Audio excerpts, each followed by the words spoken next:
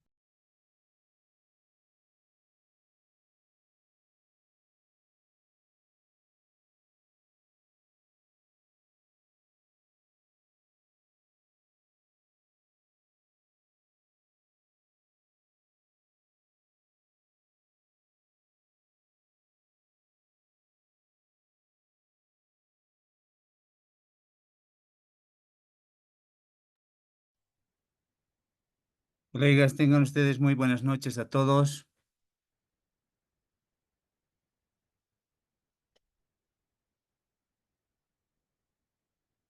Buenas noches, doctor. Buenas noches, doctor. Buenas noches. Buenas noches. Buenas noches, doctor. Buenas noches, doctor. Buenas noches. Buenas noches, doctor. Doctor Ireneo, ¿cómo está? Buenas noches.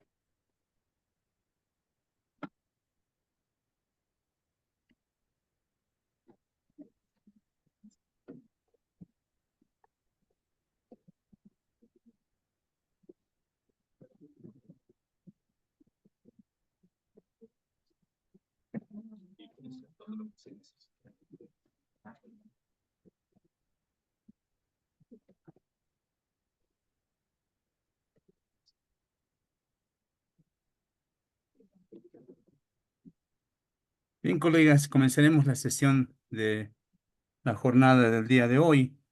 Por favor, voy a pedir que me estén atentos a la lista. El doctor Zeneto Rico Sarmiento. Sí, doctor, buenas noches. Gracias, doctor. Buenas noches. Doctor Ireneo Larico Espinosa. También en sala, ¿verdad? Presente, doctor, buenas Gracias, noches. doctor. Buenas noches nuevamente. El doctor Weimar Felipe Flores. Buenas noches, doctor. Gracias, doctor. Buenas noches. La doctora Victoria Ríos Lenis. Doctor, buenas noches. Buenas noches, doctora. El doctor Juan Edwin Roque Laime.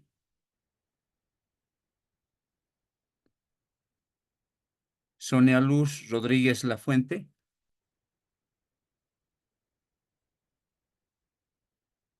Presente, Bien. doctor.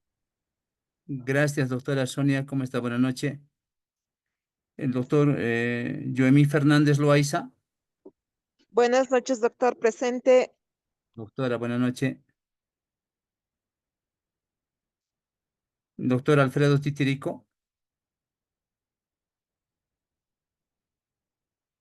Jacqueline Solís. Doctor, buenas noches. Presente. Buenas noches, doctora. Gracias. La doctora Lilian Castro. Mayra Rojas. Buenas noches, doctor, presente. Gracias, doctora. Buenas noches. Karen Paola Checo Colque.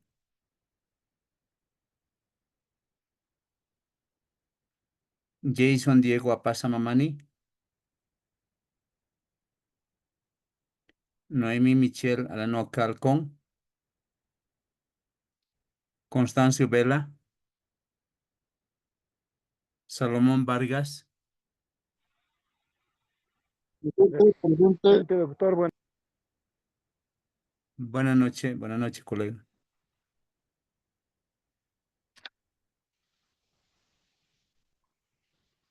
Bien, respecto de la anterior sesión, el día de hoy vamos a vamos a tratar de concluir esta clasificación de los contratos que habíamos ensayado en la anterior clase, ¿no? Mediante el cual habíamos visto, recordando un poco, que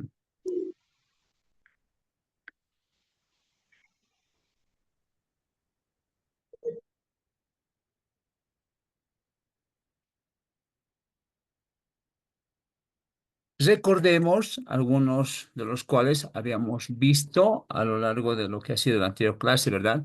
Desde los contratos que son unilaterales, los contratos bilaterales, los contratos consensuales, habíamos analizado, ¿verdad?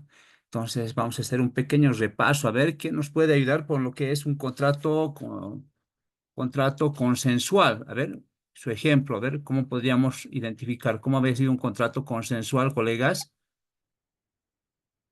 ¿Cuáles son los elementos básicos que intervienen en un contrato consensual? Doctor, buenas noches. Básicamente, para un contrato consensual tendría que existir, como su nombre nos indica, el consentimiento de ambas partes, o de las partes intervinientes, sean estas dos o más. Un ejemplo bastante claro sería el tema de un contrato de compra y venta, ¿no? Mediante el cual no solamente tiene el tema de la casa, sino también la contraprestación, que es el pago de un dinero, ¿no? Por esta compra. Perfecto, doctor. Muchísimas gracias, doctor Torrico. Gracias siempre por la intervención, ¿no? Un ejemplo básico en el tema de lo que es el contrato consensual es el contrato de compra-venta, ¿verdad? Los contratos consensuales, como habíamos dicho en algún primer momento, ¿sí? Tienen por elemento básico solamente el consentimiento, ¿sí? Aquella exposición subjetiva que tienen las partes de poder realizar a un determinado acto o negocio jurídico, ¿verdad? Habíamos visto en la anterior clase, por ejemplo, casi toda la noche habíamos expuesto un ejemplo de compraventa de un bien inmueble, ¿verdad? En el cual basta el consentimiento como para que se pueda establecer un acuerdo entre las partes para la realización de un determinado negocio jurídico, habíamos visto, ¿verdad? Primer elemento fundamental, ¿no?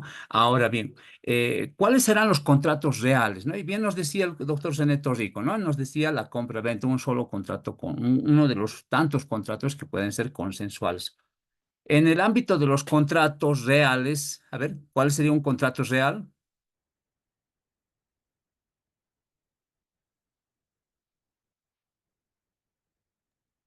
Doctor, buenas noches.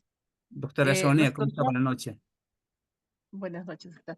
Doctor, los contratos reales son aquellos en los que se debe entregar una cosa, ¿no? Por ejemplo, en el tema de las compraventas, la entrega del bien inmueble, aunque se dice que el contrato de compraventa es consensual Ujú. y muchos han establecido que no es real. Sin embargo, ante la entrega de la cosa que es un inmueble podría ser y la contraentrega de el efectivo o el dinero por la compra, se podría hablar de un contrato real. Gracias, doctora Sonia, indudablemente, ¿verdad? Ahí está. Entonces, el contrato de compra-venta tiene elementos sobre los cuales clasifica, ¿verdad? En los contratos consensuales, en una primera etapa, en una primera fase, pero tiene sus etapas en el perfeccionamiento mismo del contrato, ¿verdad? No es instantáneo, digamos así, como otro tipo de contratos que ahora lo vamos a ver, ¿verdad? En este momento, digamos, un contrato instantáneo, en este preciso momento, yo voy a la tienda o un lugar de expendio de comida, por decir, o de productos y compro, ¿no? Voy a comprar, por decir, un quintal de harina, por decir, un quintal de arroz. En ese mismo momento se ha producido la transacción, un contrato instantáneo, ¿verdad? Entonces, son elementos que difieren de lo que es un contrato de compra-venta de un bien inmueble, ¿perfecto? Porque habíamos dicho que este contrato tiene sus etapas de perfeccionamiento. En la primera etapa, es consensual, hemos dicho, no, no, consensual. Hay una oferta, sí, hay una oferta y hay otra parte que acepta la oferta, sí, unos $10,000, por ejemplo, ahí hay un consentimiento. Tendré que entregar el bien inmueble mañana, pasado, digamos así, después de la celebración de los documentos que acrediten el nuevo derecho propietario del comprador. Ahí se establece lo que es la entrega de la cosa, ¿verdad? La entrega patrimonial de la cosa. Por mi parte, entrega del bien inmueble y por parte del comprador, la entrega del precio correspondiente, ¿verdad? Ahora bien, ¿cuáles serán los contratos formales, verdad? Los contratos formales. El 452 del Código Civil, en su numeral 4, ¿no? Nos habla de un requisito de forma, ¿verdad? ¿Cuáles serán los contratos formales? A ver, que también habíamos visto. Gracias, doctor René Rico, la doctora Rosario también, ¿verdad? Sonia Rodríguez también. A ver, los demás colegas, un contrato formal, a ver. Doctor, un contrato formal sería la hipoteca, donación de inmuebles, doctor, entre algunos ejemplos. Gracias, doctora. Adelante, doctor Irineo. A ver, muy bien.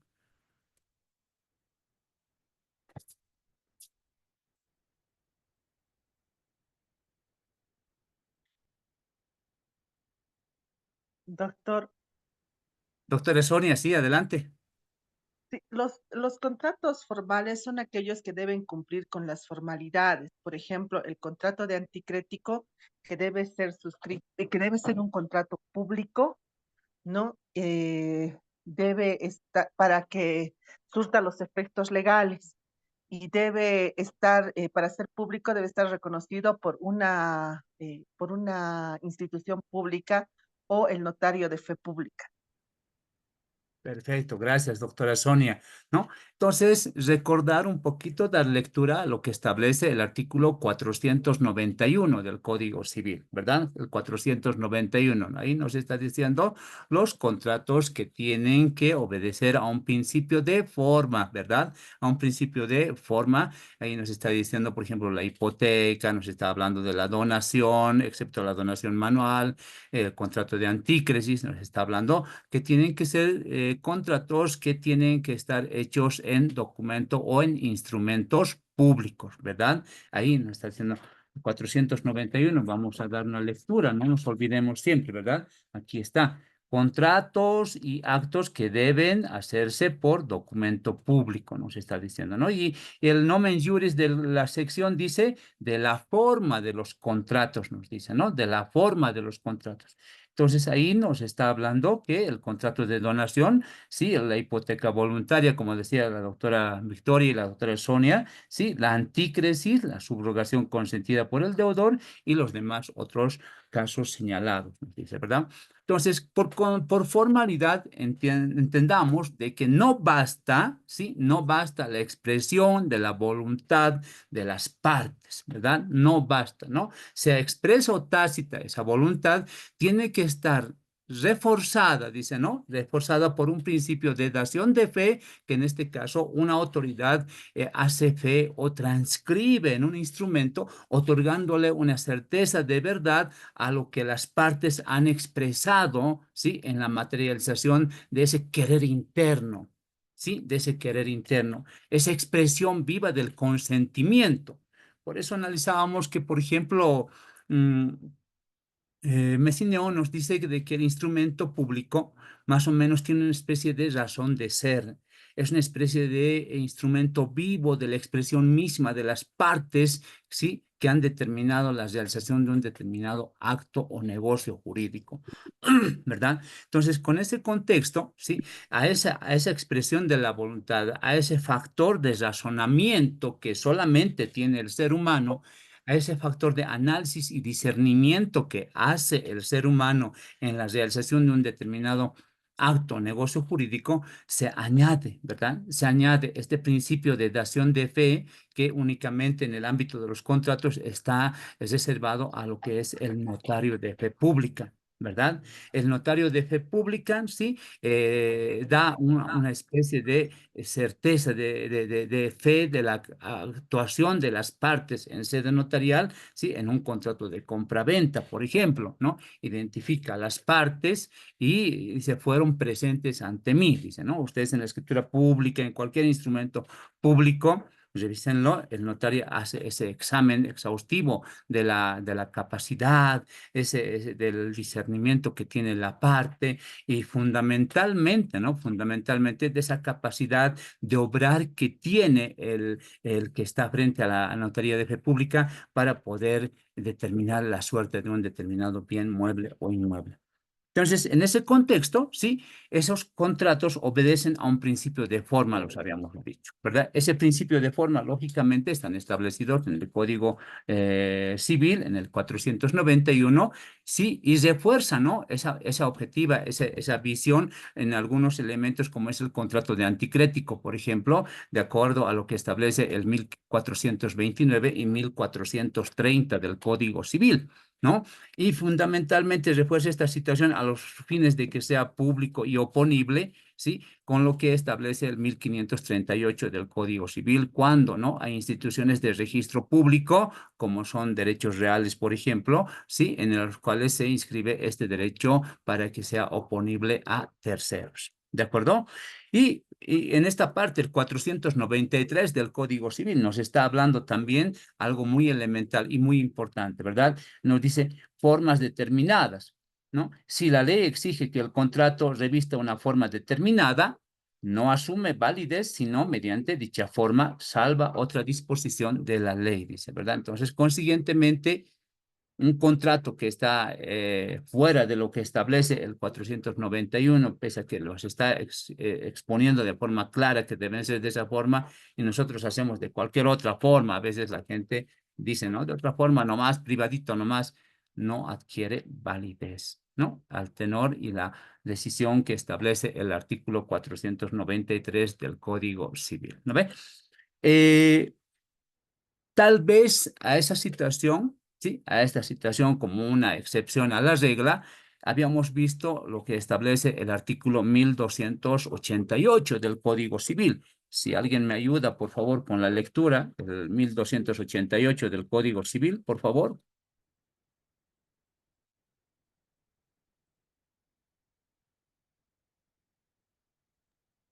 Doctor, 1288 del Código Civil, la conversión.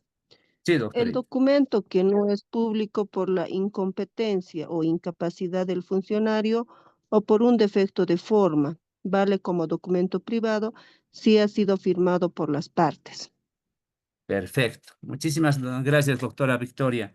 Sí, ahí está, ¿no? Entonces, tal vez haciendo uso de este artículo, ¿verdad? De esta cláusula de conversión que se podría añadir a uno de esos documentos porque falta, digamos así, alguna situación de incapacidad, de incompetencia o por algún defecto de forma que no hemos podido nosotros, las partes, otorgar esa situación, alegar, ¿no? Alegar este artículo 1288 para efectos de hacer exigible, digamos, una determinada obligación, puede ser de dar, hacer o no hacer, fundamentalmente, ¿verdad? Entonces, si, por ejemplo, en un contrato de antícresis, por ejemplo, ¿verdad? Y si es un documento privadito nada más, entonces, ver la forma, ver la argumentación, la motivación, ¿no?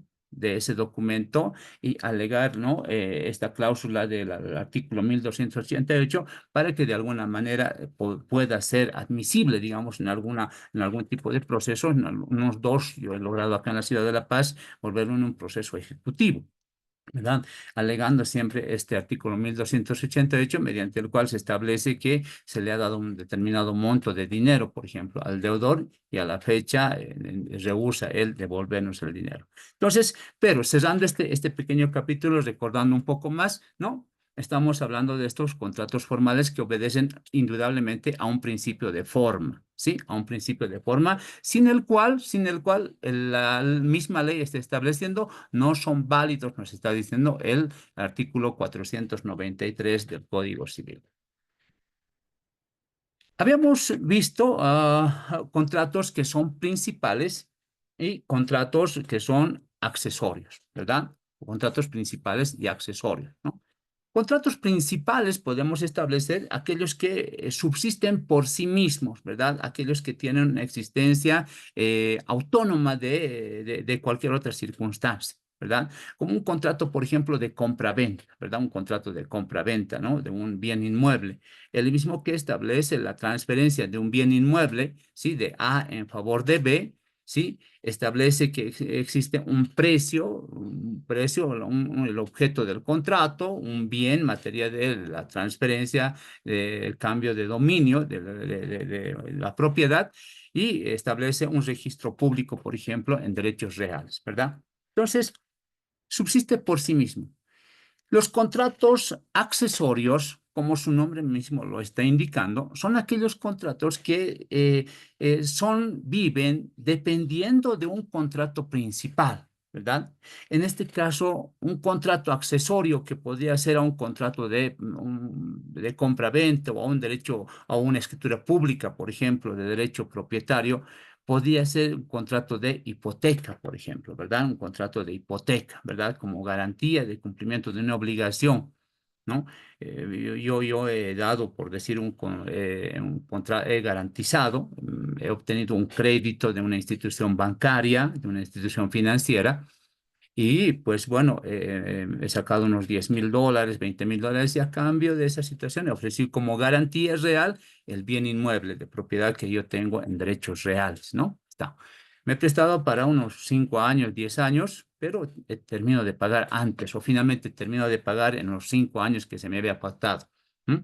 Automáticamente pagando esa situación, ese contrato de garantía, en este caso de constitución de garantía hipotecaria, desaparece, cesa, ¿verdad? En sus efectos para poder dejarlo libre al bien inmueble, objeto del contrato principal, ¿no? Generalmente esas son las características que tiene un contrato, en este caso, accesorio, ¿verdad? Que no persiste, no tiene una vida autónoma como son los contratos principales en este caso, como podría ser un contrato de compra-venta o un contrato de arrendamiento podría ser también, ¿verdad? Que tiene una situación autónoma en el ámbito de su vigencia entre las partes, ¿verdad? Tal vez otro contrato accesorio que me puedan ustedes nombrar. A ver, colegas.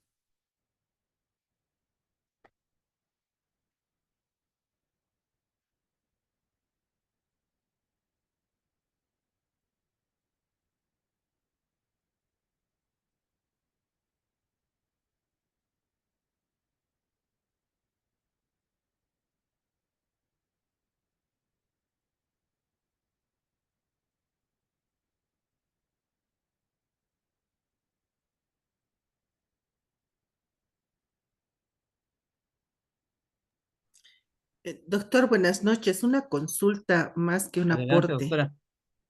En el contrato de reprogramación de créditos es un contrato accesorio, ¿no? Porque depende del contrato principal, que es el contrato de crédito, o estoy equivocada. Sí, sí, plenamente, doctora, porque se está reprogramando una obligación que tiene un contrato inicial en este caso, ¿verdad? El contrato inicial, como en el ejemplo que estábamos poniendo, hay un sujeto A y sujeto B que ha obtenido un crédito de $5,000 o $10,000, ¿verdad? Y dentro de los plazos no ha podido cumplir, entonces se acoge, digamos, a un proceso de reprogramación, digamos, en una institución financiera, pero que sigue como vínculo con el contrato principal en este caso.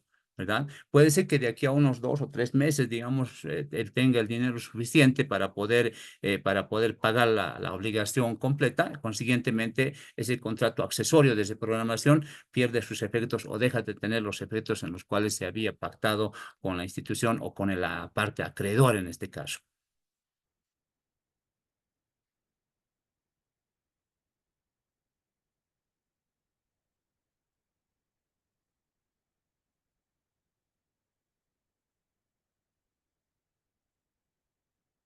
La reserva de usufructo podría calificarse como un contrato accesorio.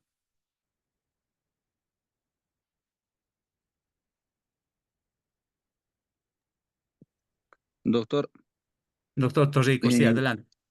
Considero que sí, porque obviamente la reserva de usufructo se hace como consecuencia de una venta y únicamente su duración estaría supeditada durante la vida del usufructuario, ¿no? O salvo que es igual firme un documento de renuncia al usufructo. Excelente. Sí, así es, doctor Tosico, muchas gracias, ¿verdad? No solamente el usufructo puede ser, ¿no? Hay esos contratos, por ejemplo, que en derechos reales están registrados en un tipo de gravamen que dice en el casillero B, restricciones y gravámenes que tiene la matrícula de folio real, donde dice ahí, ¿no? Nota por el fondo, por ejemplo, dice, ¿no? Nota por el fondo, dice. Entonces, hay una cláusula de restricción de venta, por ejemplo, ¿verdad? En los bienes que han sido cedidos en favor de algunos empleados, de algunas instituciones por parte del Estado, ¿no? Y entonces dice ahí el presente bien inmueble, dice en la cláusula cuarta, quinta, dice, por ser un bien inmueble adjudicado a título gratuito en favor del adjudicatario, el mismo se haya prohibido de vender, se haya prohibido de enajenar y o celebrar cualquier contrato dando en garantía, dando en hipoteca, qué sé yo, el bien inmueble, por el lapso de, dice, ¿no? Por el lapso de 5, 10, 15, 20 años o hasta que dure la vida del adjudicatario, dice. Entonces, de acuerdo a esas circunstancias, ve, ¿no? Que esa situación, por ejemplo, es accesoria. Puede ser 5 años, a los 5 años subsiste el derecho propietario del adjudicatario, pero ya la condición o la restricción que nos han impuesto como medida accesoria desaparece por cumplimiento mismo de la condición o del tiempo en este caso, ¿no? Ya puede ser del tiempo, 5 años, 10 años, 20 años, o porque, digamos, hasta el fallecimiento del titular, por decir, ¿no? Ha fallecido y acceder el tema de la sucesión hereditaria, quienes sean llamados o tengan vocación hereditaria, ¿no? Entonces, a eso nos referimos que aquellos contratos, reitero una vez más, que pueden ser principales o autónomos, por decir, como los hemos visto, y los contratos accesorios, que lógicamente vemos de que pueden tener alguna situación que dure temporalmente, que pueden ser provisionalmente, que no afectan al fondo del contrato principal, ¿verdad? No porque haya una garantía hipotecaria, no porque exista un gravamen de prohibición de venta, por ejemplo, va a desaparecer mi derecho propietario. Mi derecho propietario subsiste, pero sí está sometido a una situación accesoria, en este caso, que me impide, por decir, disponer plenamente del bien inmueble, sí, como cualquier otro lo haría de manera natural, ¿verdad? Eh, Finalmente, en esta breve clasificación que estamos ensayando, están los que son los contratos instantáneos, ¿verdad? Los contratos instantáneos. Un contrato instantáneo, ¿quién me podría dar? A ver, colegas, por favor, a ver. Un contrato instantáneo.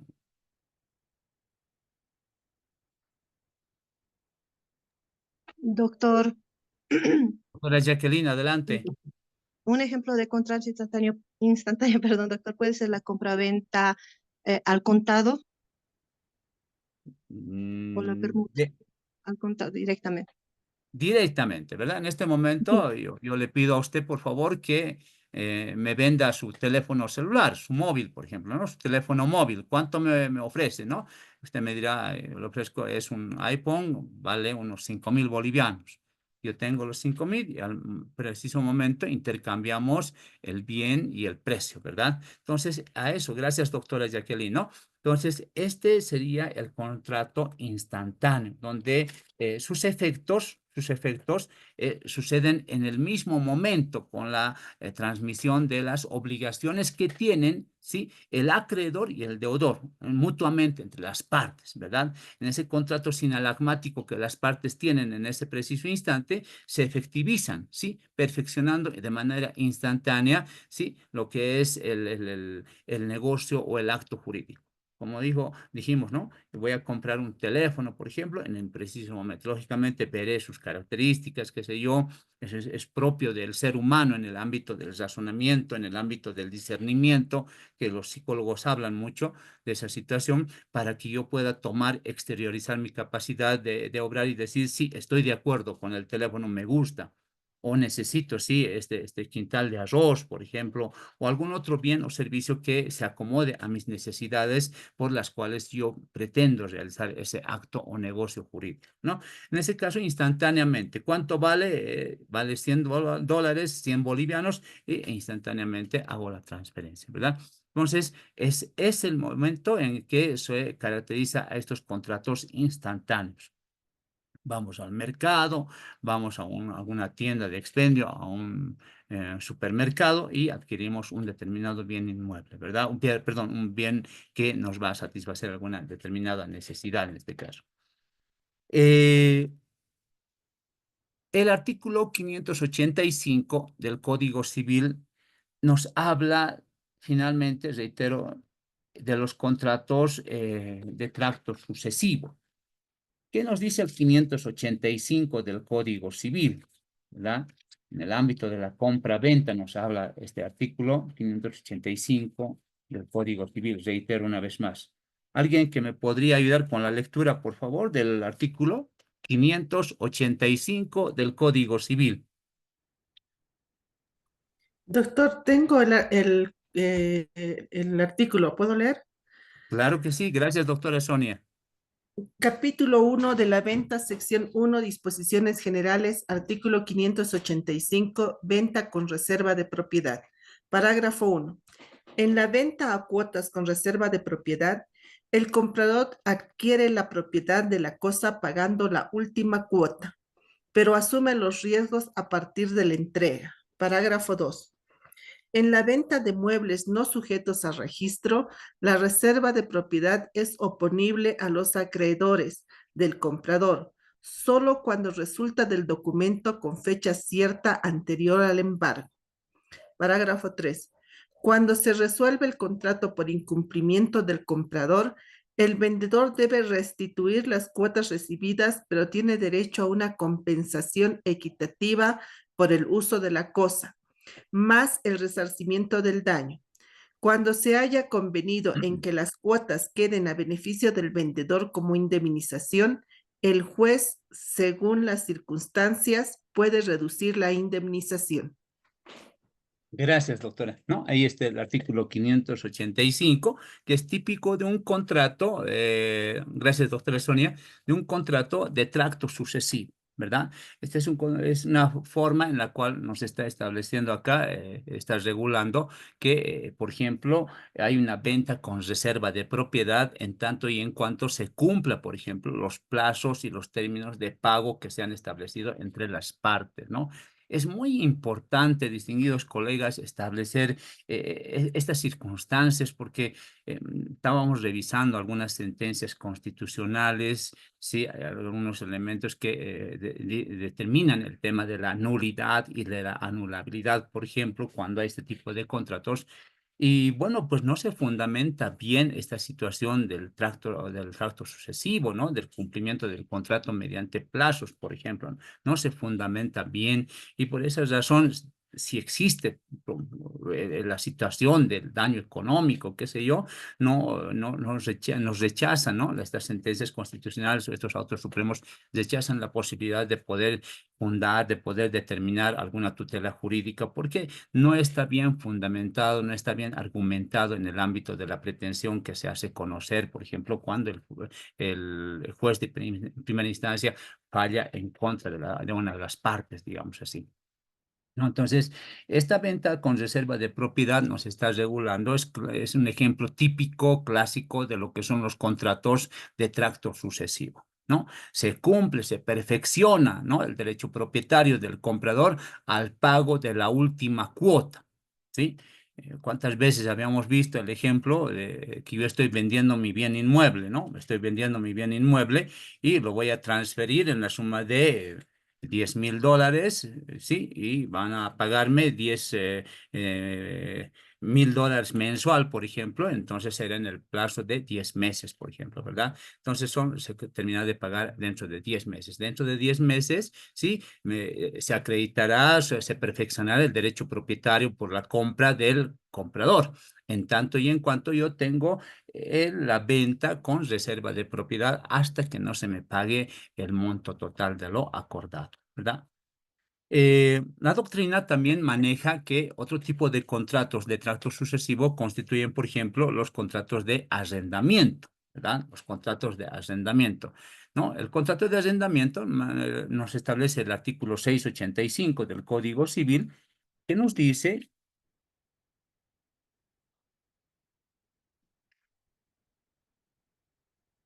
es el contrato por el cual una de las partes concede a la otra el uso o goce temporal de una cosa mueble o inmueble a cambio de un canon, ¿verdad? Entonces, ese canon pactado se va manejando, se va pagando, se va cumpliendo de manera parcial en el tiempo que se ha acordado en la duración del contrato. ¿No? Yo quiero dar el contrato de arrendamiento a mi bien inmueble por el lapso de un año, por ejemplo, ¿verdad? Entonces, de manera mensual percibiré un canon de arrendamiento en la suma de 500 bolivianos o 1000 bolivianos hasta que se cumpla el plazo de un año, ¿no? Un contrato de tracto sucesivo. Entonces, esa es esa clasificación poco resumida, distinguidos colegas, que lo hemos podido ver de los contratos, ¿verdad?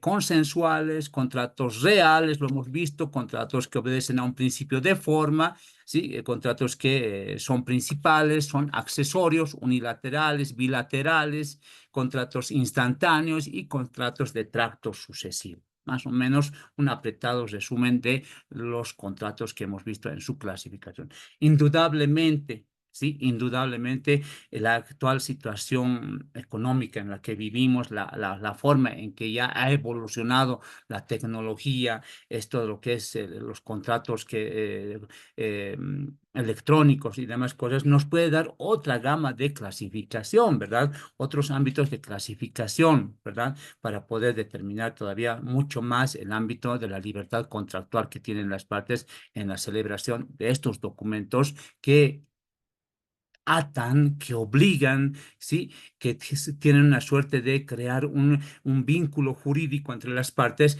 para el cumplimiento de una determinada obligación. ¿De acuerdo? Entonces, aquí quiero dar cerrado esta clasificación, distinguidos colegas. No sé si ustedes tienen algún aporte, no sé si ustedes han visto tal vez algún otro contrato en el cual podemos de alguna manera discutirlo, no sé si es en materia familiar, tal vez, ¿no? Hemos visto los acuerdos de las partes, ¿no? Acuerdos reguladores, ¿cómo podríamos llamarlo? Tal vez esos acuerdos reguladores. A ver, distinguidos colegas, quisiera su participación.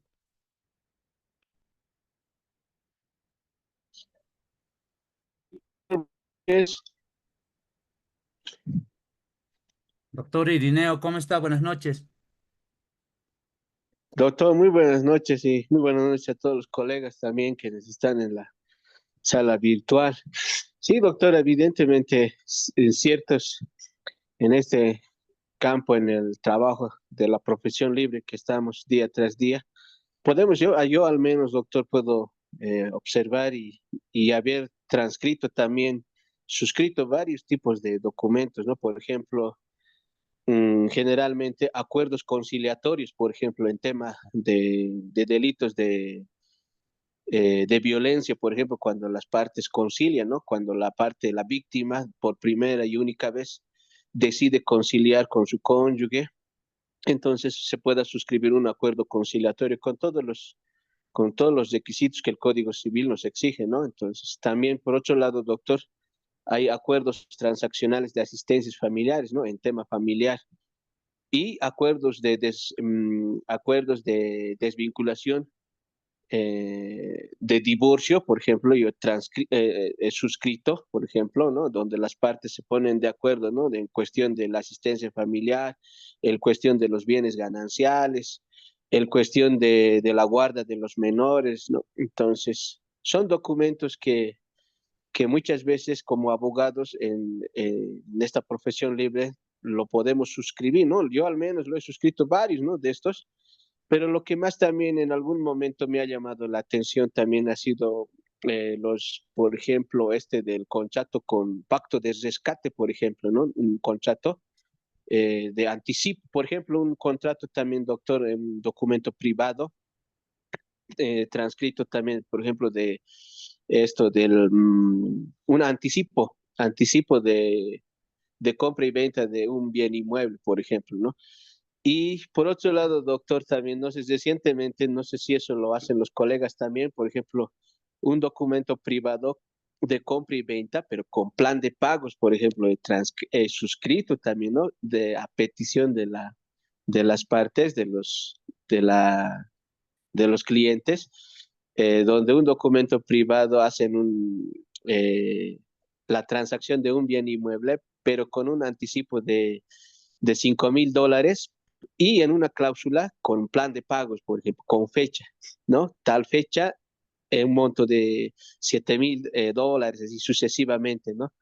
Entonces, son documentos, doctor, que cuando se cumplen los requisitos que nos exige el Código Civil, pues se tenga que transcribir cualquier tipo de documentos privados, sea acuerdos transaccionales también. Entre esas también, doctor, otra es el documento que es esto, eh, que es se me da ahorita, doctor, pero son los documentos, doctor, que puedo recordar, que puedo tal vez compartir también a modo de, estando en esta etapa de poder, digamos, un poco conversar con los colegas, intercambiar Exacto. algunas experiencias también que tenemos. Gracias, Sí, doctor. sí.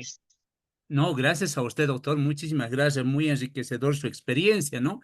Hay tantos, indudablemente, toda la relación jurídica, toda la relación contractual, esa autonomía de la voluntad que las partes expresan en la finalidad de crear un vínculo jurídico de carácter siempre patrimonial, de carácter siempre económico. ¿Verdad? Entonces, está sujeto a lo que diariamente hacemos los abogados, contratos, ¿no?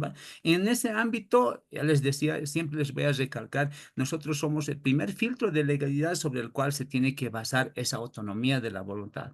Las partes nos pueden decir cualquier cosa, ¿verdad? Yo quiero vender mi riñón, por ejemplo, quiero vender cualquier cosa. Pues nosotros estamos en el ámbito de darle un filtro de legalidad, por ejemplo, a ese tema de ese acuerdo contractual, ¿no? Entonces, esos contextos son los que nos basan, digamos, en esta pequeña introducción, pequeña clasificación que lo hemos tenido, ¿no? Pero hay mucho más. En el ámbito familiar, un acuerdo regulador, por ejemplo, un acuerdo regulador que permita decir, no, yo me quedo con los bienes y tú te vas a quedar con las guaguas, te voy a pasar asistencia familiar, un acuerdo mutuo de asistencia familiar, por ejemplo, ¿verdad? Un acuerdo de asistencia familiar que sea sometido a un proceso de resolución inmediata en el ámbito familiar, inaltera contraria parte que ya tenga su sentencia inicial, como si fuera un proceso ejecutivo, monitorio, ¿verdad? Entonces, son contratos a los cuales nosotros tenemos que darle la estructura necesaria, ¿sí?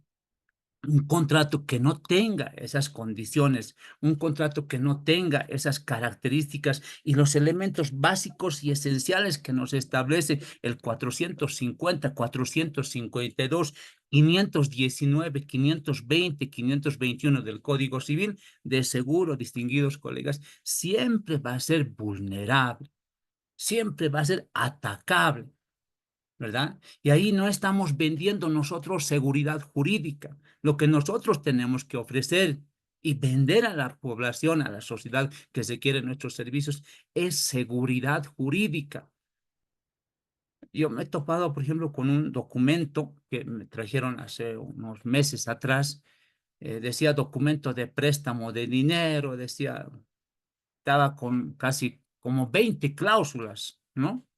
Pero al final de cuentas, pues no decía absolutamente nada. No había, por ejemplo, no se había establecido la mora, no se había establecido la garantía, no se había establecido plazos, absolutamente nada, ¿verdad? Entonces hicimos lo posible para que ingrese por vía de proceso ejecutivo, pero ustedes ya verán las observancias que la autoridad jurisdiccional había establecido a esa situación. Entonces teníamos que cumplir otras medidas previas, inclusive en vía de proceso preparatorio, teníamos que diligenciar lo que es la declaratoria de la mora y otros elementos más. Entonces ahí, miren, estamos causando perjuicio al cliente, a la persona, ¿verdad? A más de haber prestado su dinero, tiene que ir con otros gastos adicionales todavía. Imagínense si hacemos un documento perfecto donde se establezca la presencia de las partes, por ejemplo, ¿verdad? El objeto, la causa, el motivo, el plazo, el término, ¿verdad? La garantía, ¿verdad? los intereses, ¿no? La declaratoria del amor y todo eso, estamos seguros de que ese documento va a causar plena eficacia. Estoy hablando solamente de un documento de préstamo, ¿verdad? Hay varios otros documentos. En el ámbito notarial, yo les cuento que firmé pues muchos documentos. Elaboré, por ejemplo, de división y partición de masa hereditaria, por ejemplo, de división y partición de acciones y derechos, de fraccionamiento de propiedad horizontal, por ejemplo. Se hizo muchísimos documentos, distinguidos colegas, en los cuales tienen sustento, tienen solidez en su estructura y son registrables. Sí, son registrables y ese es el mayor éxito que pertenece, digamos así, a la labor que nosotros hacemos como abogados, ¿verdad? Se materializa lo que el cliente ha querido. Entonces, esos elementos hay que cuidarlos indudablemente en la realización de cada tipo de contratos, ¿no? En materia comercial, por ejemplo, hay las sociedades accidentales, ¿no? Ustedes saben bien esa situación, ¿no? Las SRLs a veces por elementos de convocatorias en licitaciones, ¿verdad? Se asocian entre ellas de manera coyuntural, momentánea, temporal, se asocian para poder optar, ¿no? A una determinada licitación, ¿no? Son asociaciones de riesgo, ¿cómo se llama? De cuentas en participación o son sociedades accidentales, las cuales se sujetan a un determinado contexto, ¿verdad? Temporal para que puedan trabajar. Entonces, miren, son contratos. Podemos hablar de los contratos laborales, podemos hablar de otros tipos de contratos también que rigen como filtro de legalidad la tarea que nosotros tenemos para poder hacer que los mismos tengan plena eficacia jurídica en el ámbito del tráfico jurídico, colegas. ¿De acuerdo? ¿Algún otro colega, por favor, que quiera participar? A ver, adelante.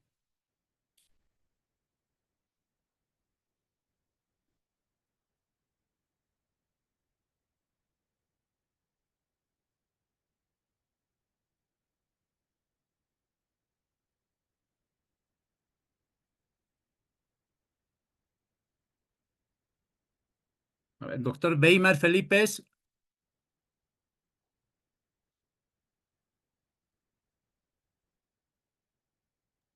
Sí, doctor.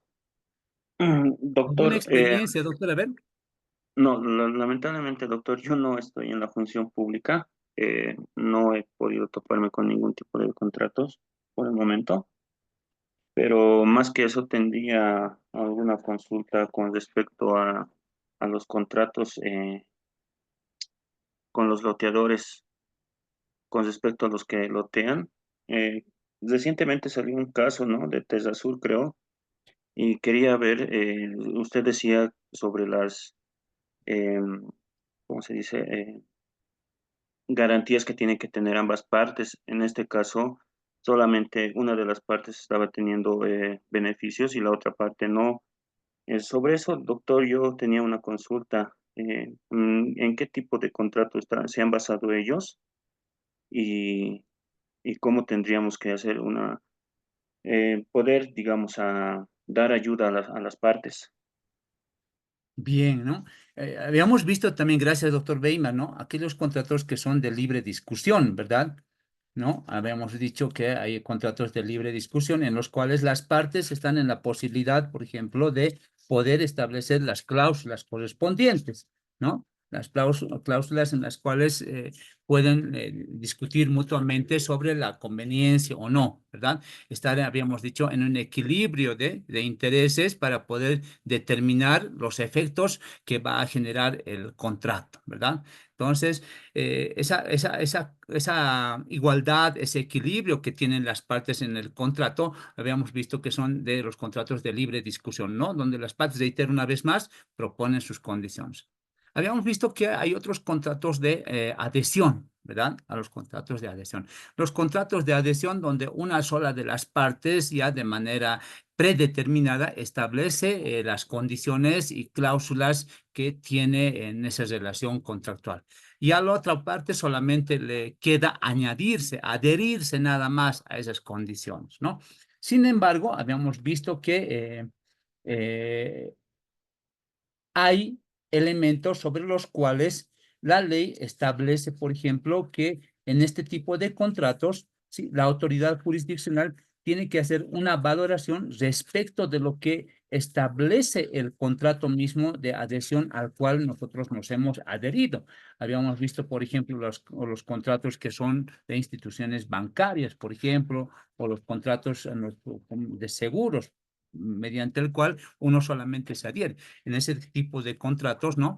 La autoridad jurisdiccional, a partir de estos artículos 810, a ver, por favor, lo vamos a buscar, si alguien me ayuda, el 810 está en este capítulo de la interpretación, perdón, no es 810, Doctor, es... pero sí, adelante, doctor. Artículo 810, mandato general, parágrafo 1. El mandato general no comprende sino los actos de administración. Parágrafo 2. Si se trata de transigir, enajenar o hipotecar o de cualquier otro acto de disposición, el mandato debe ser expreso. La facultad de transigir no se extiende a comprometer. Gracias, doctor. Aquí está, perdón. Gracias, muchas gracias, doctor. Miren ustedes, el artículo 510 del Código Civil.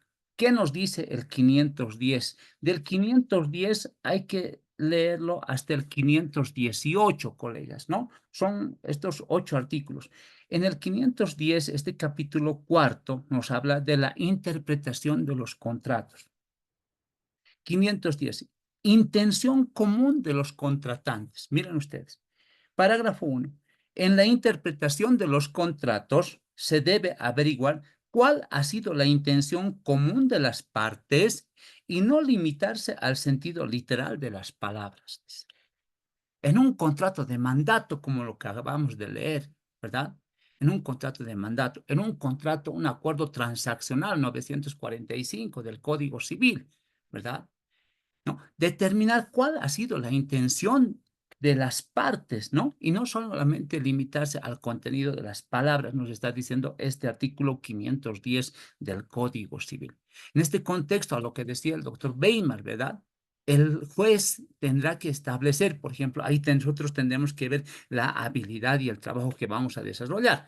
Ese contrato, por ejemplo, si no está acorde a mis intereses, si hay algún elemento por encima de lo pactado, establecer la nulidad o la anulabilidad o el cumplimiento de la obligación o el cumplimiento de contrato, ¿verdad? En ese contexto, la autoridad jurisdiccional hará una valoración conforme establece el 510 del Código Civil, ¿verdad? ¿Qué ha querido las partes? ¿Qué han querido realizar? ¿Cuál ha sido la intención de las partes? Y claramente, por decir, Terrasur es algo público, por eso lo vamos a tomar, y lo decía el doctor Weimar, es una institución al cual yo me acerco a comprar. En mi parte hay un estado de necesidad de contar con un bien inmueble, por ejemplo, ahí está, ¿verdad? Y Terrasur es una empresa, sí, es una empresa muy bien constituida, técnica y asesorada jurídicamente. Ese es el contexto en el cual el juez va a valorar al momento de decidir, por ejemplo, ya sea por una rescisión, una nulidad, anulabilidad, cumplimiento de obligación o cumplimiento de contrato, por ejemplo. ¿Verdad? El 511, ¿verdad? Perdón, el parágrafo segundo de este artículo 510. En la determinación de la intención común de los contratantes, se debe apreciar el comportamiento total de estos y las circunstancias del contrato. ¿Sí? Y las circunstancias del contrato. ¿En qué forma, en qué momento se dio el contrato? Como los abogados en materia penal hablan, ¿no? Para determinar de la denuncia penal, por ejemplo, determinar tiempo, objeto, como dicen, tiempo, lugar y modo, ¿verdad? Entonces, más o menos nos está diciendo este parágrafo segundo, ¿sí? Determinar, apreciar el comportamiento total de los sujetos contratantes y las circunstancias en las que se dio el contrato. ¿Sí? De esa forma se interpretan los contratos. El artículo 511, cláusulas ambiguas. cuando una cláusula es susceptible de diversos sentidos, ¿sí?, se le debe dar el que pueda producir algún efecto, nunca el que ninguno. ¿Sí? Tiene que apreciarse sí o sí las partes han establecido algún elemento patrimonial.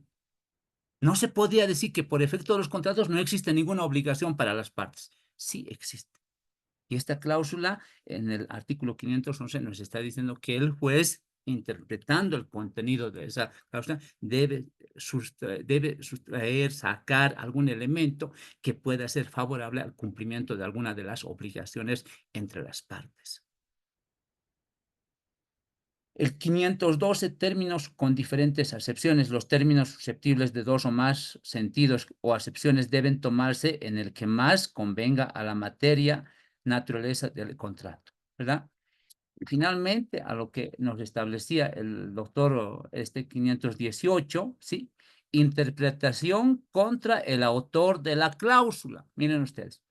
Las cláusulas dispuestas por uno de los contratantes o en formularios organizados, a los organizados ya nos llamamos a los contratos predeterminados, por él se interpretan en caso de duda en favor del otro. Ahí está, clarito, ¿verdad? Entonces, lo que podemos alegar, por ejemplo, no sé si en Terrasur creo que te dan ya el contrato ya establecido al cual tienes que llenar tu nombre y tus datos nada más, ¿no? Entonces, son típicos ejemplos de cláusulas que son predeterminadas, a los cuales dentro del ámbito de la interpretación jurídica se hace en favor de la parte que se ha adherido nada más a eso, ¿no? Gracias, doctor Weimar, por la pregunta. ¿Algún otro colega, por favor?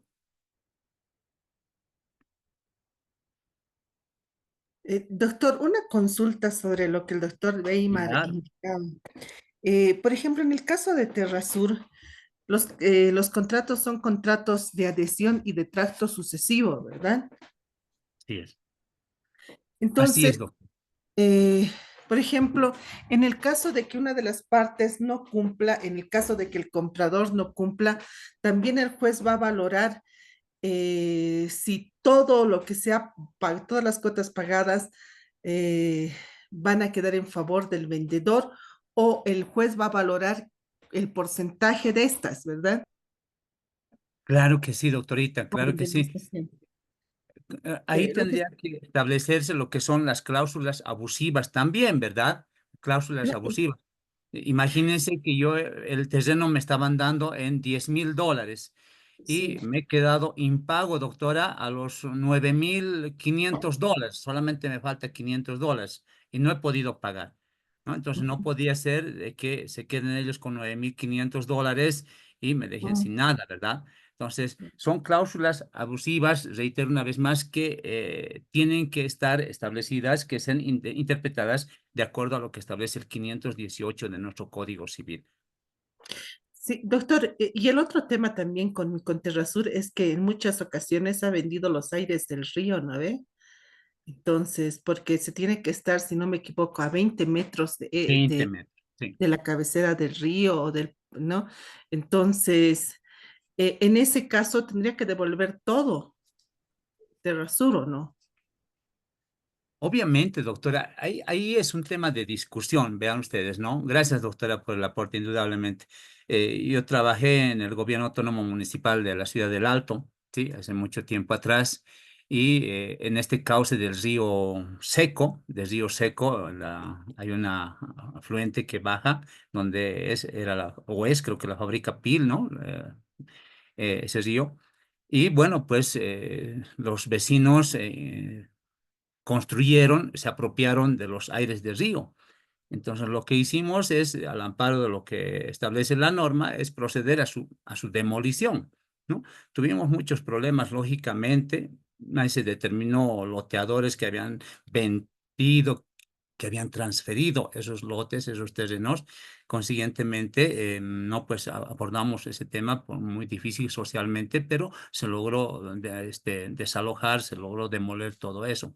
En este mismo contexto, pues bueno, la alcaldía habrá que ver cuál es la regulación o cuál es la situación permisiva que está teniendo para permitir, reitero una vez más, la venta de terrenos que son colindantes al río, porque según norma sí, tiene que haber 20 metros de la ribera, de la orilla del río hasta la vivienda más próxima, por ejemplo, ¿no? Entonces, ese tiene que ser el rango mediante el cual se aprobaría, digamos, una planimetría o cualquier forma de construcción de inmueble. Pero en este caso, si usted dice está ahí esa situación, indudablemente esto sería clandestino inclusive, ¿verdad? Y vaya a saberse por qué la alcaldía ha permitido también ese loteamiento y la aprobación, indudablemente, de esos terrenos, porque no nos quedemos en duda, porque Terrasur ofrece con planimetría y documentos en regla, supuestamente, ¿verdad? Consiguientemente, ya se presume de que esos documentos no tienen un filtro de legalidad dentro de lo que es la aprobación de la planimetría, por ejemplo. Sí, doctor, y además en muchos de esos terrenos ni siquiera existe una planimetría aprobada realmente en el municipio, ¿no? El municipio tiene hasta 4 o 5 planimetrías. Entra un gobierno municipal y aprueba una planimetría. Entra otro gobierno municipal, aprueba otra planimetría. Y ese es el problema para los vecinos que no pueden reclamar, ¿no? Porque finalmente Terrasur les dicen, pero yo les vendí con esta planimetría o con esta otra, y bueno, y es Terrasur también la que intenta probar distintas planimetrías, y cuando ya está consolidado en la urbanización, entonces los vecinos también pretenden aprobar sus propias planimetrías. Es Así es, todo un doctora. problema, Terrasur. Es todo un problema. Y mire, de Terrasur está ahí, ¿verdad? En el Alto todavía es más caótico, doctora. Es más caótico. Indudablemente, reitero, es mucho más dificultoso en el Alto porque, como usted dice, ¿no? De pronto están con una planimetría, ¿sí? Con una planimetría en alguna urbanización, por decir X, y de pronto cambian de dirigentes, qué sé yo, hacen una sustitución de planimetría, ¿no? Hacen una sustitución de planimetría mediante el cual aquellos lotes que, digamos, no estaban ocupados, qué sé yo, pasan a ser modificados, ya son de propiedad de algunos de los dirigentes, qué sé yo, y cambian totalmente. No, a mí me ha pasado con un problema de una urbanización en el Alto, donde tuvimos que tener muchos problemas, ya ni siquiera judiciales, sino que se han ido a problemas físicos con los clientes, ¿no? Entonces ha sido muy duro ver esa situación. ¿Por qué? Porque ellos han modificado la planimetría. Antes se llamaba, por decir, un determinado nombre, ahora han hecho aprobar con otro nombre, ¿verdad? Y con otro nombre han sacado personalidad jurídica, ya tienen plena vida jurídica, digamos así, y ya aquellas personas que no venían por sus lotes y demás cosas prácticamente ya han perdido, ¿no? Y tienen sus lotes, tienen folios de derechos reales con el anterior nombre, ¿no? Y actualmente estos dirigentes no quieren reconocer de eso, de esa existencia de esos lotes, lamentablemente. Muchas gracias, doctora Sonia, muchas gracias. ¿Les parece, doctora Joemi? Adelante, por favor. Doctor, buenas noches. Buenas Con noches. relación a lo que estaban tratando, la venta de lotes de terreno, tal vez que se hace anticipadamente a obtener los folios individuales, en este caso, ¿no? En eso también yo pienso que debería haber un correcto asesoramiento de nosotros como abogados e indicar a nuestros clientes que si quieren comprar tal vez algún lote de terreno, lo hagan siempre contando con las urbanizaciones con folios individuales, ¿no? Y en alguna vez también he visto yo en algunas urbanizaciones o inmobiliarias que venden en el Alto que se registraba la compra-venta, ya estaba a nombre del comprador y paralelamente también se registraba el gravamen por la deuda, ¿no? Del lote de terreno. Pero yo pienso que esto es un poco más seguro teniendo el folio individual.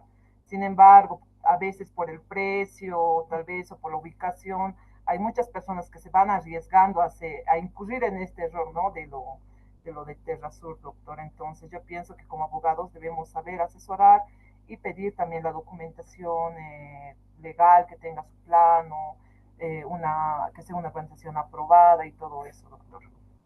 Gracias, doctora Yomi. Indudablemente, indudablemente. Y los que sufren las consecuencias de este tipo de problemas, por ejemplo, es la gente que a veces migra, ¿no? Del campo a la ciudad, ¿verdad?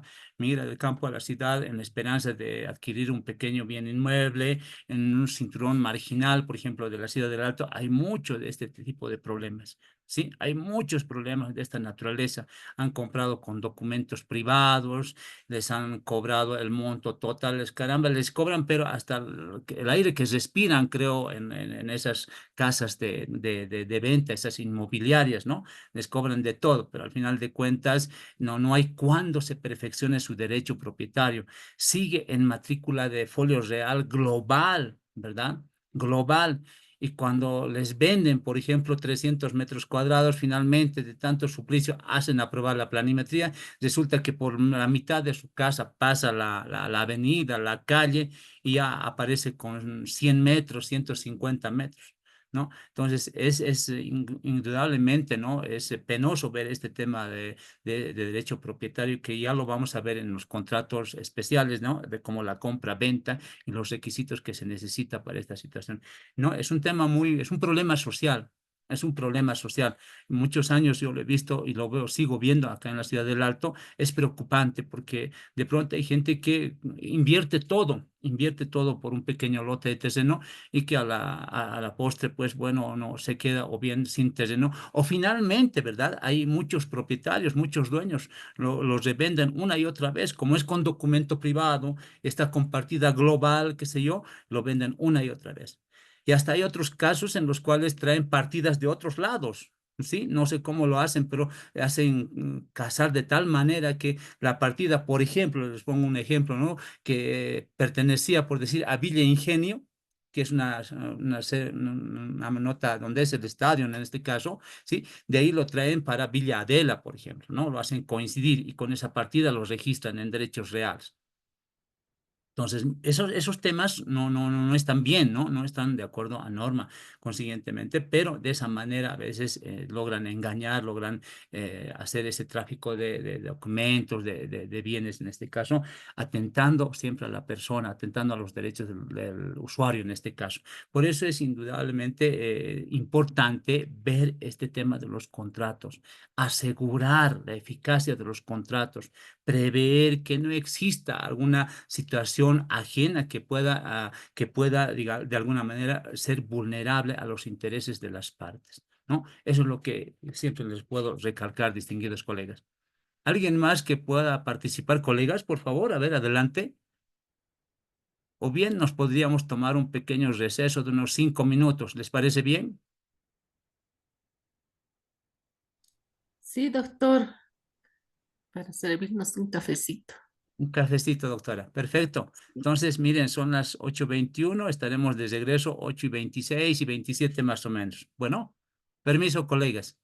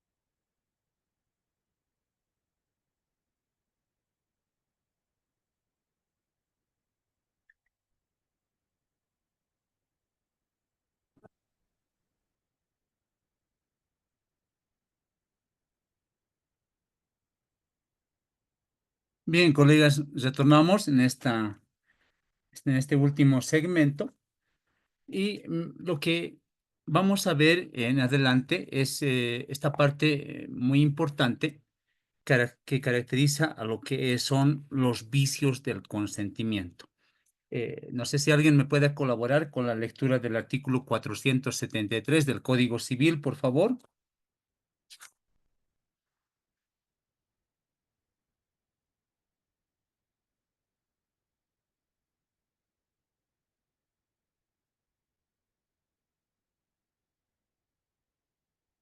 A ver, la Sí, doctora Mayra doctor. Rojas.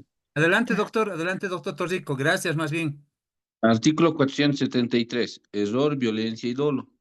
No es válido el consentimiento prestado por el error o con violencia o dolo. Perfecto, ¿no? Entonces, gracias, mi querido doctor René. Sí, los vicios del consentimiento están en este momento, perdón, en esta situación contractual afectados, ¿verdad? En lo que es este artículo 473 nos describe los vicios del consentimiento. Es decir, ese querer interno, ese querer subjetivo que las partes desean que se materialice, que se represente en el ánimo de crear un efecto jurídico, no coincide en este caso con con el querer interno. ¿Verdad?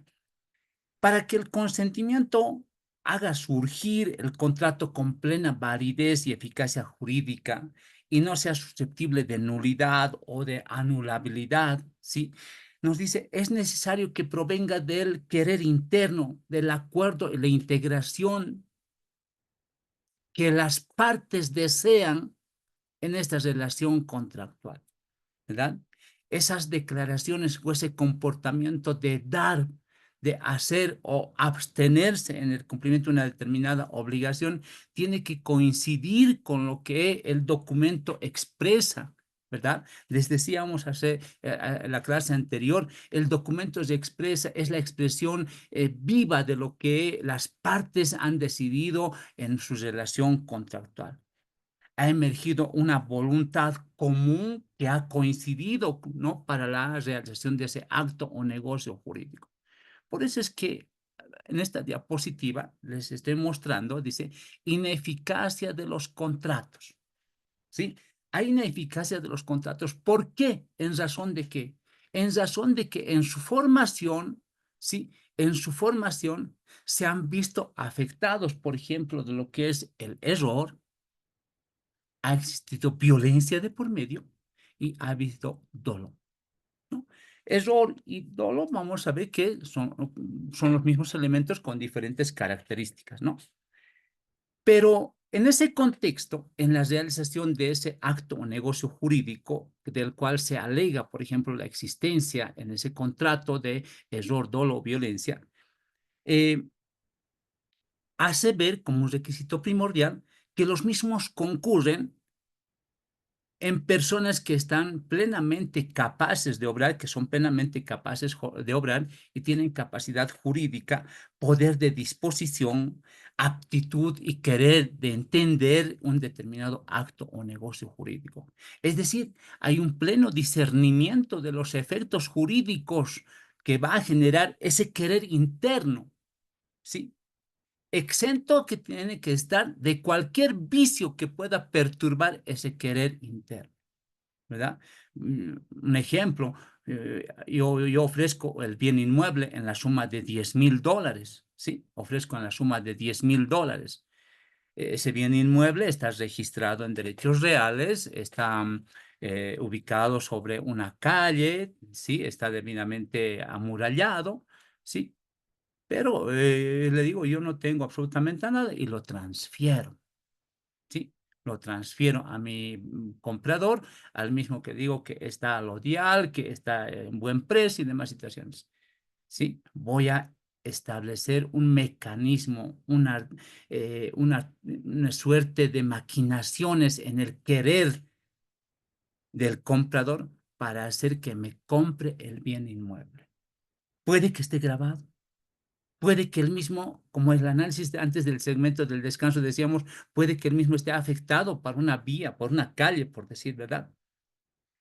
Consiguientemente, no estoy siendo transparente en la realización de ese acto contractual, ese negocio jurídico, ¿sí? Hay una maquinación, ¿sí? Hay una suerte de elementos que concurren para maniobrar el querer interno de la otra parte, en el cual yo pretendo obtener una determinada ventaja, una determinada ganancia de una manera ilícita. Estos elementos influyen. Estos elementos son determinantes para perturbar la voluntad de la parte contraria y poder conseguir un acuerdo contractual con elementos que están llamados a ser la validez del contrato. El 452 en su numeral 1 nos dice requisitos del contrato, ¿sí? Requisitos del contrato. Y uno de los primeros requisitos hemos dicho que es el consentimiento, ¿verdad? Consentimiento de las partes, nos dice ahí claramente, ¿no? Entonces, este consentimiento de ambas partes, en este capítulo que lo estamos viendo, genera la validez del acto jurídico, la eficacia del acto jurídico, los efectos queridos por las partes. Pero cuando ese consentimiento está librado con algunos elementos, con alguna maquinación, con alguna falta de coherencia entre lo querido y lo realizado, es que ahí vamos a ver e identificar la ineficacia de los contratos. No coincide ese mi querer interno. Yo pensé que estaba comprando un lote de terreno de 300 metros cuadrados. Ya hemos firmado la escritura pública de transferencia y ya lo he registrado en derechos reales. voy a la zona, quiero tomar posesión del mismo y me sorprendo con que no había sido 300 metros cuadrados. Los papeles dicen así, pero apenas es 100 metros cuadrados. Vean ustedes. ¿Verdad? Ahí está. Él me ha mostrado la plaza, inmediaciones de la plaza, inmediaciones de esos aires que habían sido de dominio público, esos terrenos que habían sido de dominio público. Me sorprendo con que no habían sido. Apenas hay un resto de 100 metros cuadrados, por ejemplo. Entonces, esos elementos, sí, en adelante causan la ineficacia de los contratos, ¿verdad? La diapositiva nos dice, el acto jurídico tiene dos momentos. El de la validez, en el cual se estudia su estructura, ¿sí? Es decir, ese factor de razonamiento que las partes hacen para poder coincidir, ¿sí? En esa unión de la voluntad común que van a generar las partes. Y el de la eficacia, en el que se estudia los efectos jurídicos del mismo, ¿verdad? Habíamos dicho que el ser humano, con esa capacidad de razonamiento que tiene, de discernimiento que tiene, que se le debería añadir al 452, ¿no? Hace un análisis de saber si quiere o no quiere realizar ese acto o negocio jurídico, ¿verdad? Y en ese contexto, él mismo, después de una valoración, de un examen, de un análisis de la eficacia, de la posibilidad que va a generar esa decisión, ¿sí? Lo expresa afuera, lo materializa, lo vuelve objetivo al firmar un determinado acuerdo contractual de compra-venta en este caso, ¿sí? Como consiguiente resultado, yo ahora estoy comprando, por decir, estoy comprando, por un ejemplo, estoy comprando. Y de la otra parte hay un vendedor, ¿verdad? Un acto jurídico válido produce efectos de manera inmediata, ¿sí? Basados en lo que habíamos visto en la clasificación anterior, ¿no? Clasificación de los contratos. Es decir, el aspecto consensual de las partes, ¿sí? Actos jurídicos puros, simples, con el solo consentimiento. Pero en ocasiones un acto jurídico válido no es eficaz, no produce efectos o estos llegan a desaparecer, nos dice. Vamos a ir al ejemplo nuevamente. Me transfieren el bien inmueble, como muchas veces lo hemos visto, ¿no? Yo lo he visto con algunos clientes. Transfieren el bien inmueble, les muestran la matrícula de folio real, les muestran los pagos de impuestos, plano de lote, hacen la transferencia. A los 2 o 3 días, después de haber pagado el precio y demás cosas, regresan y me dice, doctor, no hay el lote de terreno. He ido a preguntar a la zona y me dice, este señor no lo conoce, no hay el lote de terreno. Buscamos tal vez algún informe de derechos reales y ese folio no existe, ¿verdad? Entonces, son elementos en los cuales ¿sí? Se determina la ineficacia de los contratos, ¿verdad? No resulta eficaz ese acuerdo contractual, no resulta eficaz esa relación contractual que las partes han suscrito para generar efectos jurídicos. Esa ineficacia de los contratos se define como la privación o disminución de los efectos propios del negocio jurídico. Vale decir que los efectos que las partes persiguen de manera inmediata al lograrlo, ¿no? O sea, no hay posibilidades. He invertido yo mi capital para la compra de un bien inmueble y el mismo no se ha podido efectivizar. Si bien he pagado, el bien inmueble no hay, ¿verdad? No hay. Entonces, la ineficacia es un concepto genérico, omnicomprensivo, de todas las vicisitudes que atacan el acto o negocio jurídico, al contrato en este caso, ya sea este coetáneo al acto o posterior al mismo, ¿sí? Puede ser en el mismo momento de la celebración del acto contractual o posterior al mismo, ¿no? O emergen algunas circunstancias posteriores a lo que ha sido la celebración del acto y que le privan del efecto pretendido al momento de configurar el negocio jurídico, dice, ¿verdad? Ahí está. Entonces, no causa efecto, no va a resultar un elemento que pueda asegurar la eficacia del contrato, no va a asegurar fundamentalmente el efecto deseado por las partes en la realización de un determinado contrato. En ese mismo contexto, sí, producto de la ineficacia de los contratos, nace lo que es el error esencial, el 474. El error esencial, cuando recae sobre la naturaleza, el error es esencial cuando recae sobre la naturaleza o sobre el objeto del contrato. Para empezar, a ver, ¿qué entendemos por error, distinguidos colegas? A ver, ¿qué nos han enseñado en la universidad? A ver, en pregrado nos han dicho, error es esto, nos dijeron. A ver, ¿cómo podríamos comprender o interpretar el error? ¿Qué es el error? Doctor, buenas noches. Doctor Juan Roque, ya lo extrañaba, ¿cómo está usted? Buenas noches, doctor. Va a disculpar. Buenas noches, compañeros. Bueno, a mi forma de ver, doctor, con los conocimientos que tenemos y todo lo que hemos llevado tanto en la universidad y en la vida laboral que llevamos adelante, podría concluir de que el error es la falsa apreciación de la realidad, doctor, que consiste en creer algo verdadero, lo falso en verdadero y lo falso que es verdadero. ¿No ve, doctor? Como usted ha manifestado bien, por ejemplo, el ejemplo anterior que usted daba de, por ejemplo, la venta que se realiza con todo, ¿no? Tenemos, por ejemplo, los documentos, tanto el folio real, los impuestos, plano visado, aprobados en la planimetría, pero el resultado es que no hay. Físicamente no hay el bien inmueble. En documentos sí. Ha habido varios casos. Por ejemplo, yo le podría comentar el hecho de que yo tuve un caso similar a ese en la zona, en el Distrito 3, en la zona de Villa Bolívar D, exactamente detrás de la papelera, donde a mis clientes les habían vendido un bien inmueble que en documentos sí existe, doctor. Incluso hay hasta el último pago de impuestos, pero lamentablemente en el momento de querer tomar posesión del bien inmueble, ya no existía el bien. Como usted bien dijo, la Junta de Vecinos desconocía a los supuestos dueños.